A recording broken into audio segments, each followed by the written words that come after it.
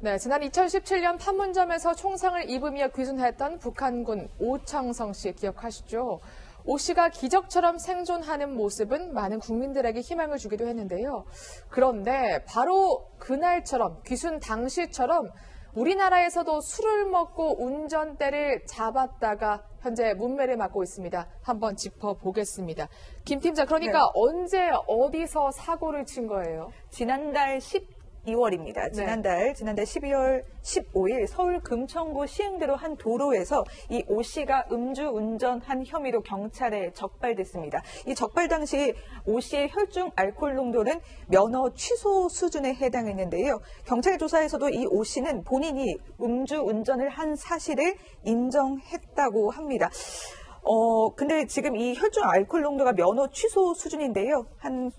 그때 당시에, 귀순 당시에도 음주운전을 한 혐의로 이제 음주운전을 하고 귀순하는 바람에 논란이 됐던 일도 그렇죠. 있었습니다. 그때 국정원의 보고에 따르면 한 소주 7병, 8병을 마시고 귀순한 것으로 알려져 있다. 이렇게 국정원이 보고를 하기도 했는데 이번에도 그러면 그거에 버금가는 만취 수준이었다는 얘기네요. 네, 뭐 과거의 습관이라든지 음주 습관들을 통해서 우리가 추정을 할 수 있는 부분들이 있는데 아마 이래도 만취 상태였을 거라고 추정을 합니다. 왜냐하면 그때 그 귀순 당시 때도 7, 8병을 마신 것이요. 한국 소주가 좀 낮습니다. 그렇죠. 국가 소주는 25도씨 안팎이다 보니까요. 더 많은 술을 마신 거고요. 또 친구랑 같이 술을 마셨었는데 10병 마셨었는데 이 사람이 혼자 7, 8병을 먹었다고 합니다. 네. 또 거기서 행동에서 그치는 것이 아니라 차를 몰고 함께 개성에서 판문점으로 가자고 해서 친구를 태우고 오는 과정에서 도로 시설물들을 박다 보니까 그것도 초소까지 넘어왔던 겁니다. 이랬을 때 다시 돌아갈 수가 없다 보니까 한국행을 택했다라고 하니까 여기서 봤을 때 어떤 즉흥적이라든지 통제불능의 어떤 자신의 어떤 습관, 음주 습관을 가지고 있는 것은 맞는 것 같습니다. 네. 그런데 한국에서 운전을 하려면 면허가 있어야 되거든요. 설마 무면허 운전은 아니었죠? 네, 일단은 이분이 한국에 오신 이후에 정식으로 이제 우리나라 운전면허 시험을 치르고요. 그리고 면허를 취득한 거는 맞습니다. 근데 이거 이외에도 그 이면에 오청성 씨가 이제 고급 외제차를 타고 다니는 거 아니냐, 뭐 이런 이제 말들이 나왔었는데 국가에서 나오게 되면 이제 국가에서 보조금을 주고요. 그리고 단체들도 이제 어느 정도 이제 후원금을 줄 수는 있습니다. 이제 그런 부분에 대해서 이제 그 돈을 모은 뒤에 뭐 하나원에서 나온 뒤에 외제 차량을 구입을 한 게 아니냐, 뭐 이런 내용들이 이제 말이 오고 가긴 했었는데요. 그래서 주변에서는 이런 부분을 보고 뭐 돈을 그렇게 낭비를 하면 안 된다. 어쨌든 한국에서 제대로 적응하기 위해서는 돈 관리를 제대로 잘해야 된다. 뭐 이런 식으로 말을 했다라고 하고요. 그래서 이에 대해서 이제 오청성 씨는 뭐 한국에서 내 힘으로 살아야겠다라고 하면서 처음에 노가다를 해봤는데 한국에서 돈 벌기가 어렵다는 것을 체험을 했었다. 뭐 이런 식의 이제 지인에게 또 말을 하기도 했었다고 합니다. 네, 이 사건을 접한 우리 국민들 그야말로 분개하고 있는데요. 당시 우리 군이 위협을 무릅쓰고 오청성 씨를 구조했죠. 또 우리 의료진이 어려운 수술까지 해서 살려놓은 겁니다. 그런데 이 모든 정말 은혜를 배반하고 이 살인 행위라는 음주운전을 어떻게 할 수 있냐는 건데요. 오 씨가 한국에 정착하기까지 도움을 줬던 많은 이들의 목소리 다시 한번 듣고 분석을 이어가겠습니다. 우리 군은 기순자의 신병을 안전하게 확보하고 부상 치료를 위해 병원으로 긴급 후송 조치하였습니다. So, yeah, he was dying of low blood pressure. He was dying of shock. 대한민국 국민들이 쓰여라 피로 그 피가 지금 몸에 돌아서 지금 살고 있는 겁니다. 네, 정말 맞습니다. 많은 분들이 헌혈한 그 피를 수급해 가면서 지금 살려낸 건데 좀 더 자중을 했어야 되지 않나 이런 생각이 듭니다. 예, 조금 전에 김단비 기자님께서 설명하셨지만 2017년 11월 13일 맨몸으로 판문점 넘어왔지 않습니까? 네. 그때 이제 그 북한군이 쏜 총에 의해서 한 5, 6군데 심각한 총상을 입었었어요. 네. 사실은 회생하기 어려운 정도의 부상을 입었는데 그 당시에 이국종 아주대병원 권역 위상센터장한테 수술을 받고 기적적으로 목숨을 건졌어요. 그때 이 오청성 씨가 받은 받은 혈액의 양이 12,000cc를 오버하고 넘고 있다고 합니다. 네.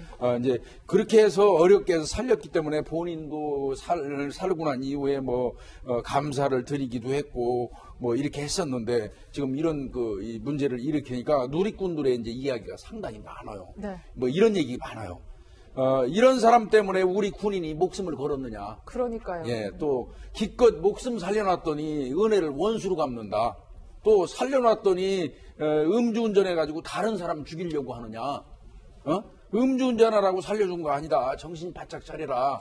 뭐 이런 이야기 등등이 그 누리꾼들이 지금 비난을 하고 있는데 이건 오청성 씨 입장에서는 당연히 받아들이고 지금 이 순간부터라도 정신 바짝 차리고 대한민국 국민으로 선량하게 법 지키며 살기 바랍니다. 네, 지금 반성하고 있으리라고 믿습니다. 그런데 사실 더욱더 조금 배신감을 느끼는 게 당시에도 다른 공부도 아니고 법 공부를 하고 싶다, 우리나라에서. 이렇게 얘기를 했었거든요.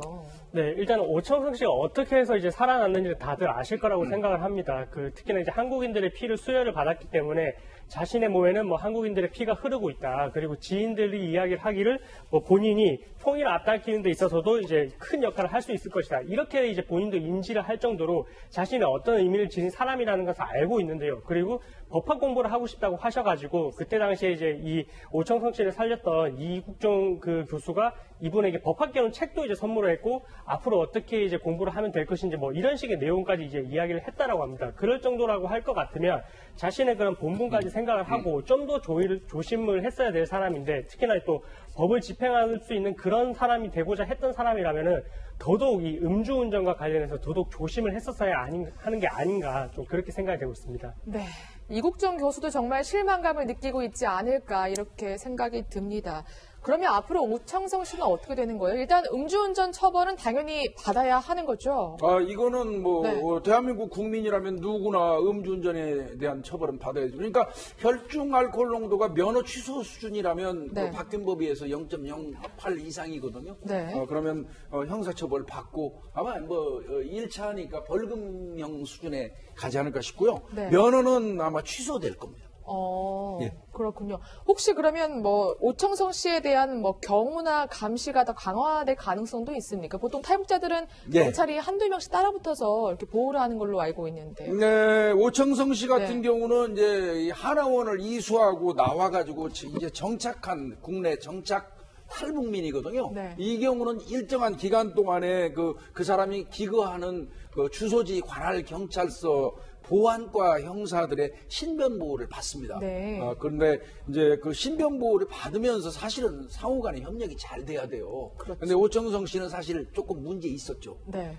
일본 건너가 가지고 산케이 신문하고 인터뷰할 때 사실 일본으로 오청성 씨가 건너가면 신변 보호를 하는데 이상이 있을 수 있었어요. 네. 그래서 신변 보호 담당했던 경찰관이 만류했음에도 불구하고 자기 의지대로 일본을 건너가고 인터뷰하고 이랬던 적이 그랬던 있었습니다. 적이 있었군요. 네, 그때도 사실은 일각에서는 상당히 비난이 있었거든요. 네, 알겠습니다.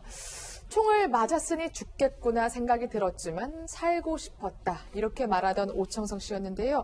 그때 그 마음 그리고 오 씨를 도와주고 응원한 많은 국민들을 생각하면서 이제라도 더 성실하게 살아내시길 좀 부탁드리겠습니다.